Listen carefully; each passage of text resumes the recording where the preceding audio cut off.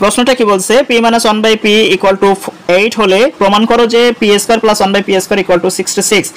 দেওয়া আছে কি p - 1/p = 8। যেহেতু আমাদের স্কয়ারের রাশি নিয়ে আসতে হবে, তাহলে আমরা কি করব, হোল স্কয়ার করব উভয় পক্ষকে। p - 1/p এর হোল স্কয়ার = 8 এর হোল স্কয়ার, উভয় পক্ষকে বর্গ করলাম। এখন এখানে কি করব, এখানে হচ্ছে আপনার সূত্র করেন a - b whole square. a - b হোল স্কয়ারের সূত্র কি, a² - 2ab + b² সমান 8 এর হোল স্কয়ার করলে 64। এখন দেখেন 2 এর সাথে এটা গুণ সম্পর্ক ছিল, এটা কাটাকাটি হয়ে গেল উপর নিচে। এখানে থাকে p² - 2 + 1/p² = 64।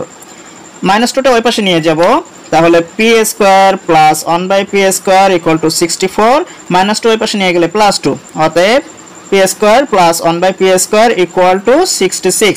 আপনাকে কি বলছিল যে প্রমাণ করো যে p² + 1/p² = 66, তাহলে এখানে প্রমাণিত লিখে দেব, ব্যাস অ্যানসার শেষ। এখন যদি আপনারা শর্টকাট করতে চান তাহলে কি করবেন, এখানে আপনার কি বলছে, এখানে বলছে p² + 1/p², তাহলে এখানে প্লাসের ফিগার অথচ মান দেওয়া আছে মাইনাসের ফিগার, মান যাই দেওয়া থাক না কেন এখানে স্কয়ারের রাশি যেহেতু আপনার যে মানটা দেওয়া আছে ঠিক তার হোল স্কয়ার করবেন, যে মানটা দেওয়া আছে তার হোল স্কয়ার করবেন।